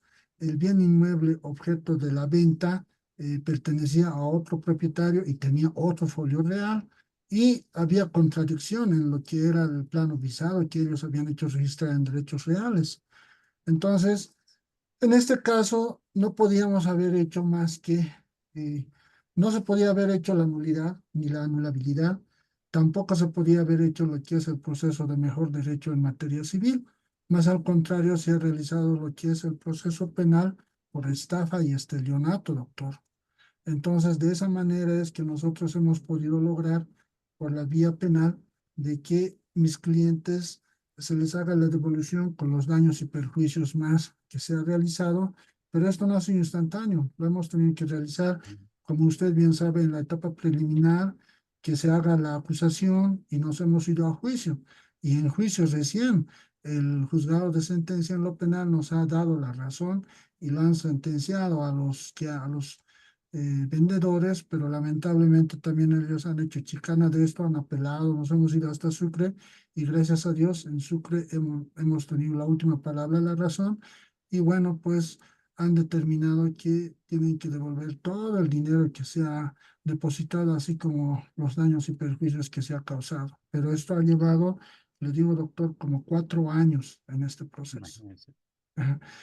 Eso es, doctor. Entonces, como usted bien dice, y como los compañeros me han antecedido, debemos de tener bien en claro esta situación, porque este hecho se está viendo más que todo, como usted también bien lo ha dicho, en el alto, porque no hay las planimetrías aprobadas. Es verdad, en Villa Ingenio se está llevando a esas situaciones que traen partidas desde la localidad, desde el municipio de Achocalla, que en derechos reales siguen vigentes. Entonces traen partidas y los hacen cazar para el alto y mire, hay una contradicción enorme. En Achocalla ni qué decir, no existen urbanizaciones con planimetrías aprobadas. En sí, en Achocalla no hay planimetrías aprobadas. Entonces ahí es tierra de nadies. Como bien decían los compañeros, el ejemplo de Terasur es por esa situación que hay alta situación. Están viendo, por ejemplo, a usted le muestran un terreno baldío con estacas, le dicen que pucha, se le va a sanear los documentos, hay partida global, pero están haciendo ya la división y partición y llegado el momento pasan años y no hay. más al contrario aparece otra persona que es el antiguo comunario que tenía los documentos o un título ejecutorial que el Estado le ha dado y en base a eso ya están haciendo lo que es el mejor derecho o incluso aplican lo que es el artículo 1545 del Código Civil, donde bien nos dice que en derechos reales es quien registra el primero, el que registra su título, ese es el que está pues directamente protegido por nuestra normativa jurídica, doctor. Es cuanto podría manifestar, doctor. Muchas gracias, doctor Juan Roque. Indudablemente, el escenario llama a este debate, a este análisis y a compartir estas experiencias, distinguidos colegas, ¿no? El derecho penal es de última ratio, pero lamentablemente a veces tenemos que recurrir nomás a esa situación cuando en la vía civil ya no hay posibilidades, ¿verdad? No hay posibilidades. El derecho penal es una alternativa como para que podamos nosotros de alguna manera compensar. Y miren ustedes el tiempo, cuánto desgasto ha ocasionado a las partes, ¿verdad?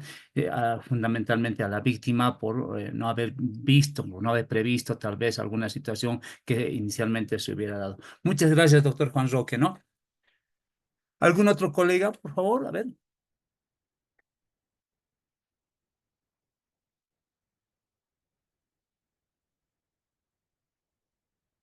La doctora Karen Paola Checo Colque.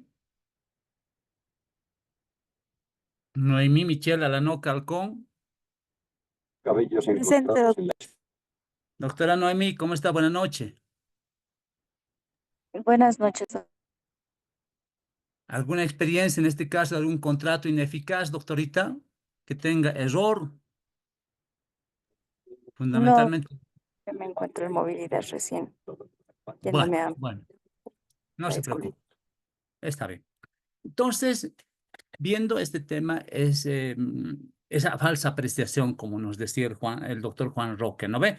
¿No? Esa falsa apreciación entre lo que es la realidad o con lo que vamos a ver lo mismo, no coincide, no coincide, ¿verdad? Ese ejemplo generalmente es el que se aplica a la definición del error. Es la falsa apreciación de la realidad por falta o equivocado conocimiento de la misma, ¿no? Generalmente en pregrado nos decía, ¿no? Estoy vendiendo un anillo de oro, por decir, ¿no? Estoy vendiendo un anillo de oro, pero no había sido de oro, había sido bañado en oro, por decir, ¿no? Entonces, ese es el elemento. El que conoce sabe. El que no conoce puede tomarlo como oro de 24 quilates y paga su precio, por ejemplo, ¿no? Entonces, ese es el error, ¿no? La falsa apreciación.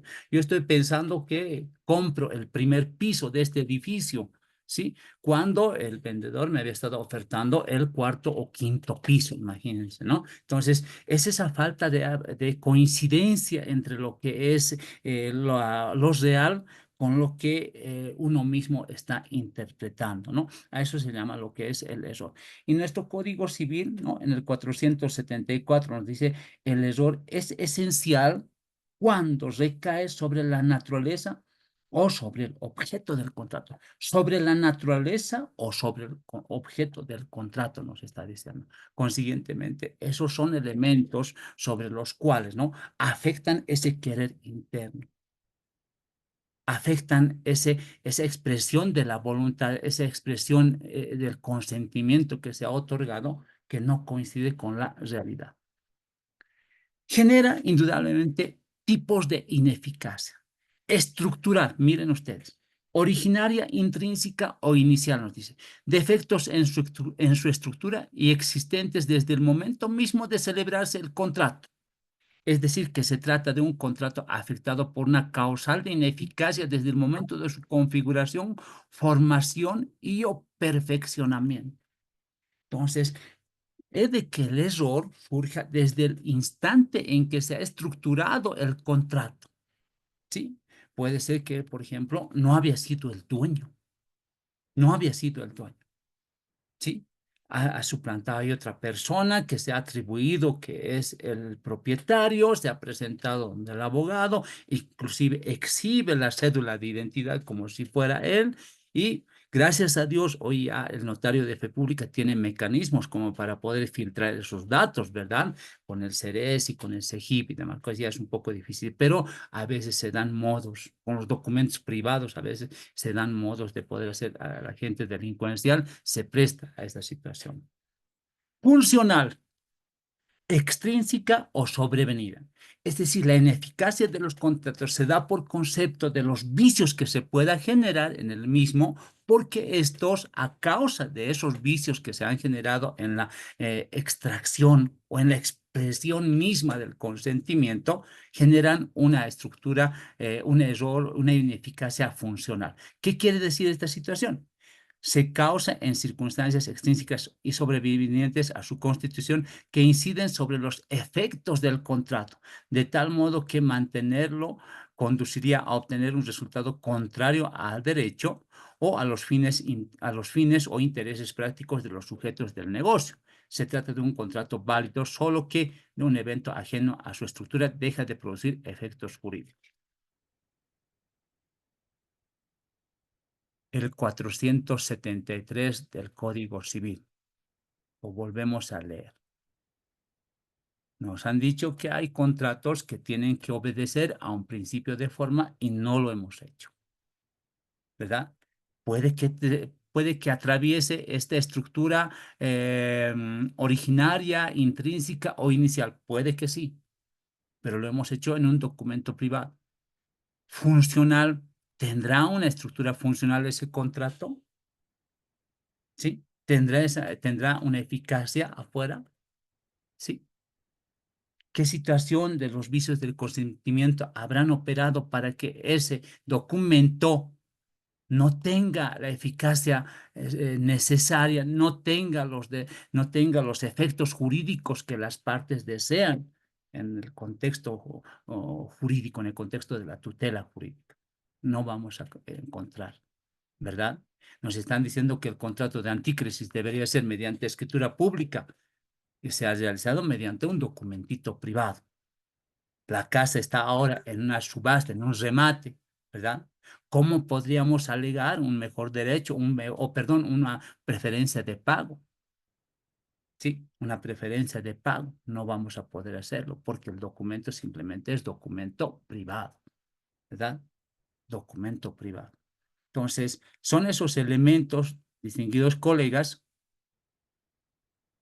que nos vemos al analizar los contratos cuando vemos este capítulo, reitero una vez más, de los vicios del consentimiento. Esos vicios del consentimiento que afectan a la manifestación de la voluntad, del querer interno que las partes expresan en la estructura misma del acto o negocio jurídico. Ahora bien, para determinar que existe error, que existe una suerte de ineficacia en la estructura del contrato, tienen que existir elementos esenciales, ¿verdad? Tampoco es así por así que podríamos nosotros alegar que ha habido error. No. Ese error, como requisito fundamental, exige, por ejemplo, que de la doctrina nos dice que debe ser determinante. ¿Sí? Determinante. Tiene que ser esencial en la realización del acto negocio jurídico y finalmente reconocible, es decir, que alguien perciba el error, ¿verdad? Determinante en sentido de que esa falsa apreciación de la realidad, ¿sí? Esa tergiversada versión de la realidad es la razón fundamental, es el motivo, ¿sí? Es la esencia misma que me ha inducido a la celebración del acto o negocio jurídico o a la manifestación misma del consentimiento, que de no haber sido eso, ¿sí? De no haber generado esa circunstancia, no se habría realizado el contrato, ¿verdad? Ese es el elemento determinante en el cual se aduce de que el error me ha ocasionado esta ineficacia del contrato. Reitero una vez más, ¿no? Entonces, el error tiene que tener requisitos fundamentales y básicos que de alguna manera tengan por característica afectar a la realización del contrato.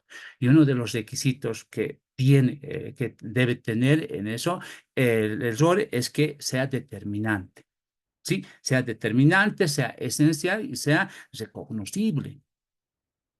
Determinante, hemos dicho, en el sentido de que esa falsa apreciación de la realidad, ¿sí?, ha sido la razón o el motivo fundamental que ha inducido a la celebración del acto o negocio jurídico, ¿verdad? Que de no haber sido por esa falsa apreciación, no hubiera podido yo firmar ese tema, por decir, no hubiera firmado ese contrato, ¿no? Es esencial porque se refiere a la materia sobre el cual recae el error, ¿no? Es decir, sobre la naturaleza del contrato, ¿no?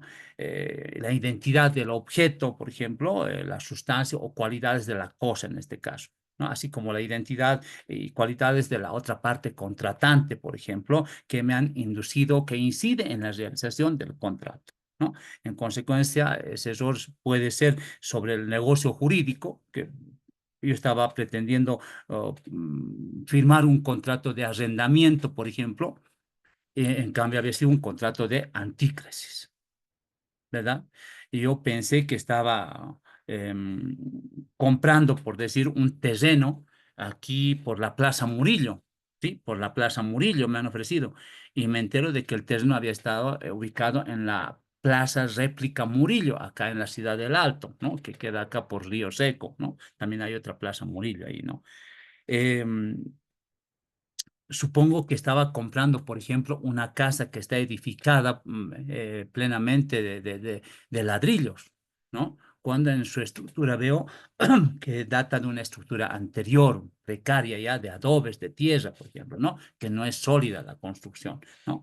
Y puede ser que también en ese mismo error esencial me vea en la posibilidad de que estoy contratando a un determinado artista, por ejemplo, ¿no? Para un determinado evento social, una determinada fiesta, ¿no? Y resulta que llega otra persona que no es el que yo había pensado que estaba contratando, ¿no? Entonces, son esos elementos que cuando coinciden, que cuando ingresan en el ámbito de lo que es el error, se pueden ser de alguna manera determinantes y pueden ser esenciales en afectar a la ineficacia del contrato que estamos viendo, ¿verdad? Que de alguna manera puede determinar su inexistencia, puede determinar su invalidez de ese acto o negocio jurídico. ¿Por qué? Porque había sido el error determinante en la realización del contrato. Había sido esencial que recaiga, ya sea sobre el contrato, sobre la naturaleza del objeto o sobre la sustancia, la cosa también, o sobre la identidad de las partes que han subricado ese contrato. El otro elemento o requisito que hace que el error se pueda de alguna manera alegar como causa o como un vicio del consentimiento es que sea recognoscible, ¿sí? Hace referencia al término común de que la gente, de que el común de la gente, cualquiera de nosotros, puede haber advertido el error ajeno. Es decir, a la posibilidad abstracta con base al contenido o a las circunstancias del contrato y cualidades de los contratantes, ¿no? Y usando una normal diligencia o atención, nos dice el profesor Walter Kaune, que de reconocer esa falsa apreciación de la realidad que se encuentra la otra parte, ¿no? Don Jorge Arias, por ejemplo, está contratando como cantante, por decir al señor, qué sé yo, a ver, un cantante, vamos a ver, a Shakira, por ejemplo, ¿verdad? Para que venga a dar un show acá a la Ciudad del Alto. Pero caramba, no es la artista tan reconocida mundialmente, ¿no? Sino había sido otra señorita, otra artista que se presenta, ¿no? Jorge Arias tal vez no lo conoce, no la conoce muy bien. Consiguientemente, hay esos elementos que otras personas me dirán, pero esa, la que se ha presentado no es la que te han dicho que es, ¿no? Entonces, son elementos que coinciden en este caso en la apreciación de lo que es el error, ¿no? Son elementos básicos a los cuales nosotros podemos remitirnos cuando alegamos como un vicio del consentimiento la existencia del error fundamentalmente. ¿De acuerdo? Elementos que desde luego, de acuerdo a la diapositiva que estamos viendo acá, van a determinar, ¿sí?, la inexistencia o invalidez del acto jurídico. ¿Por qué? Porque no coincide lo deseado, porque no coincide lo que nosotros habíamos visto en un primer momento, lo querido por las partes.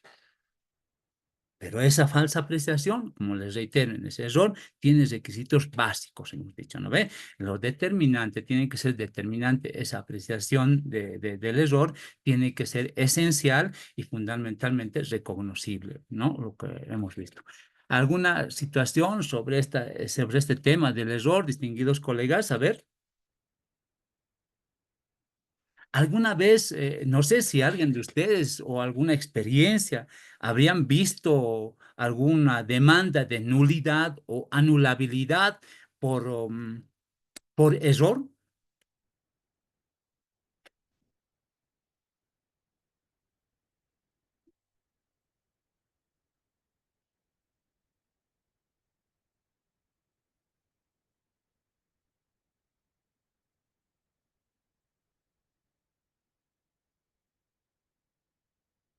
¿Algún colega? A ver, por favor, ¿nadie?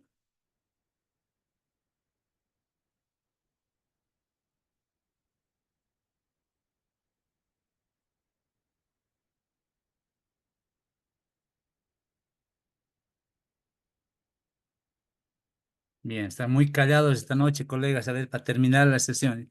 Tal vez estamos cansados, ¿verdad?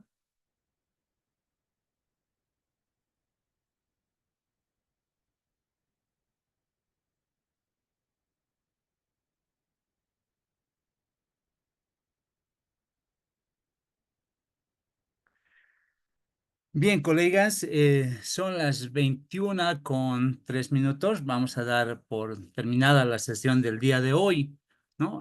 Pidiendo siempre que nos podamos reencontrar el próximo domingo en la sexta sesión ya ingresando a lo que va a ser para terminar este tema de los vicios del consentimiento y abordar este tema tan interesante de los contratos nominados que están determinados en nuestro Código Civil. ¿De acuerdo? Por favor, vamos a pasar a la lista correspondiente. El doctor Zeneto Rico. Sí, doctor. Gracias, doc.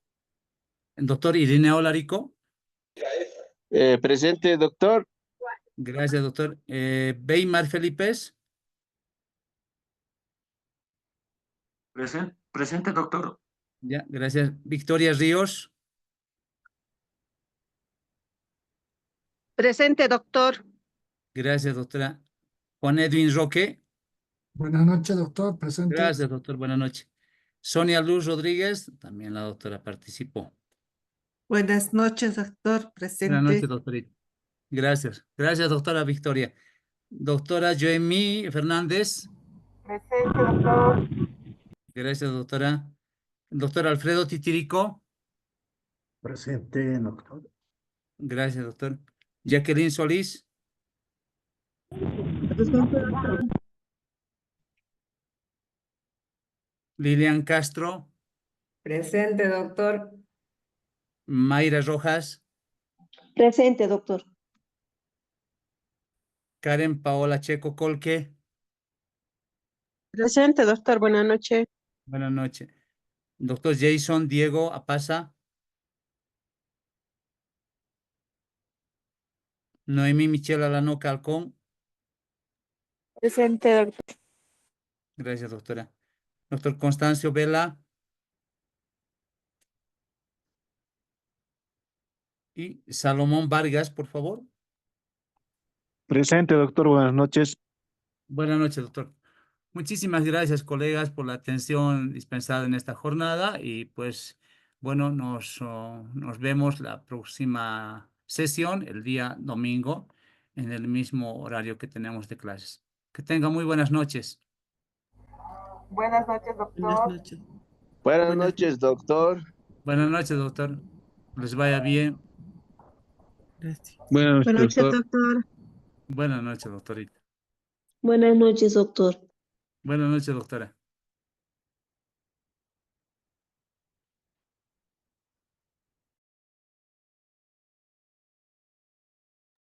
Buenas noches, doctor.